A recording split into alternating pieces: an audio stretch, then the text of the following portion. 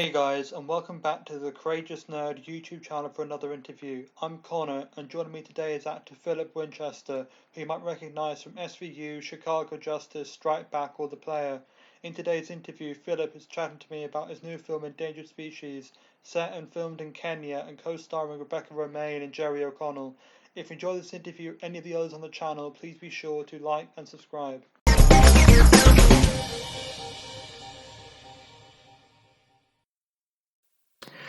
So welcome, Philip, and thanks for taking the time to speak with me. Well, thank you, Connor. Yeah, and I guess for anyone who hasn't heard about your new film, Endangered Species, how would you describe the premise? It's a family drama that looks like it's going to stay in that boat, and then everything goes horribly wrong, and it goes off the rails. Right. And I guess in the film, you play the character of Jack, who is the patriarch of the family. And I suppose, like, how did you join the project, and what made you want to play the part of Jack? I was filming with MJ Bassett in South Africa, in Johannesburg. We were doing a movie called Rogue, and we were supposed to turn around and film this movie right on the tails of Rogue. And there was a few things that held it up a little bit longer and pushed us into 2020. And of course, as we all know, the world sort of fell apart. And so the movie got pushed indefinitely. And then I got a phone call from MJ sort of, I think, around August, September time last year. And she said to me, look, I think we can pull this off in Kenya. I think we can put a team together. We're going out to do location scouting. I'll let you know. And I didn't hear from her for quite a while. And then I basically got a phone call saying, all right, we're going to do this. We're going to go in the next 2 weeks. And that was October sometime. And so she reached out. We pulled the trigger. They put a team together. Her and a producer named Molly Hassel did an amazing job putting a crew and a cast together. And we went out to Nairobi. We did a little quarantining. Yeah. We headed out to Amboseli National Park and shot the movie. Yeah, and I suppose, as you were saying there, the film is set and shot in Kenya. And I suppose, like, how was the experience of filming in Africa? And you mentioned the pandemic. Did that affect shooting at all while you were over there? It didn't. It didn't. I mean, we had pandemic protocols to go through. We had COVID testing, and nowadays in movies you get COVID tested. Sometimes it's every day. Sometimes it's every 3 days. We were tested twice a week.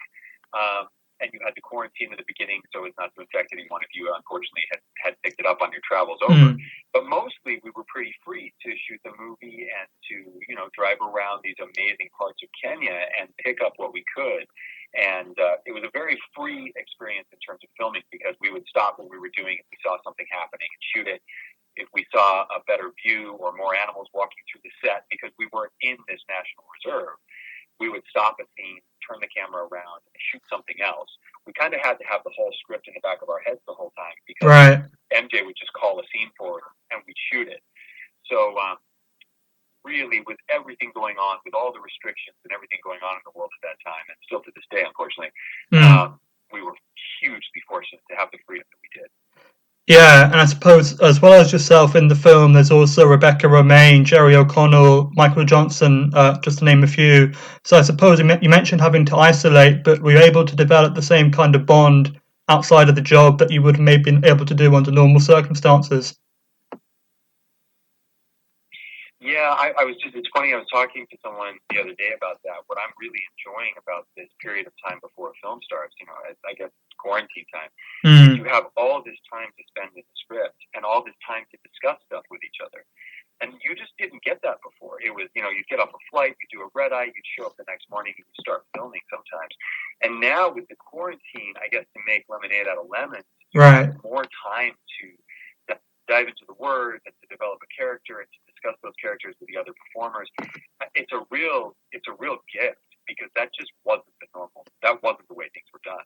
So I suppose that there is a silver lining in all this. It really is the amount of time you can spend working on it and developing those relationships.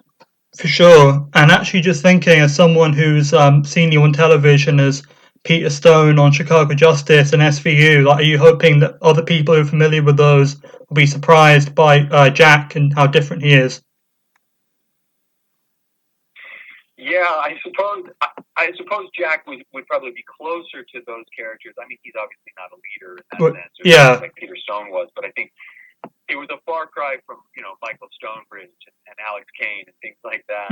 So I and especially doing it with MJ Bassett, we have done so many action projects together. Yeah, and this was such a far cry from that. It was very strange to look up over the camera and to see MJ and not be in a position where we were doing something sort of silly and blowing stuff up and running around. So we really had to resist the urge to do that and just trust the words and allow these characters to develop naturally.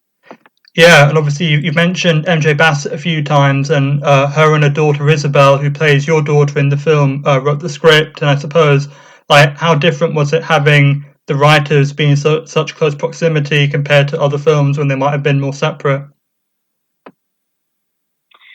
Yeah, that's a great question. A lot of the time, the writers aren't around, like you said, but in this case, it really helped us because MJ and Izzy could talk about a scene, whether it worked or didn't work.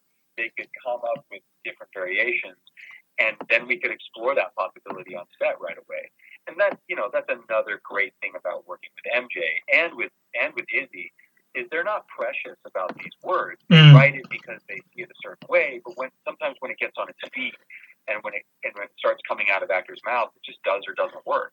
Yeah. And if it doesn't work, they're very open to ideas that help. And we all have a saying when we work together, and it's like the movie always wins. So if you come up with something better, that's what's going in the movie because the movie wins. Yeah, and I suppose, obviously, it's a saying that actors are supposed to not judge their characters. So were you able to relate to Jack, or is he very different to your real-life personality?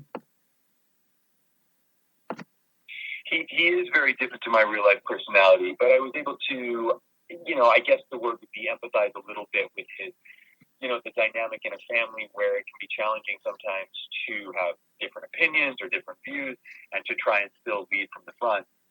I mean, Jack he's unfortunately not a very likable person. That's sort of what made him fun to play. Yeah. He was so oily, and he's such a twat, So it was kind of fun to play that role and to just have the antithesis in every scene, not helping out, not leading, but just kind of dragging feet or just kind of pointing out the negative. And that's not the roles I usually play.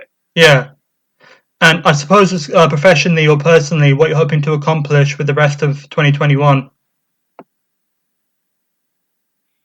With what the world's gone through and with the loss that lots of people have experienced, my hope is that we can just keep plugging away and creating film. I mean, me specifically, keep creating stories, telling stories, working with people that I really enjoy, and being close to my family. If I learned anything over the last year, it's that, man, this ride's a lot quicker than we all want it to be. Yeah. And you just, the stuff that matters is right in front of us, but we get so damn busy and so preoccupied with life, politics, noise, that we miss it.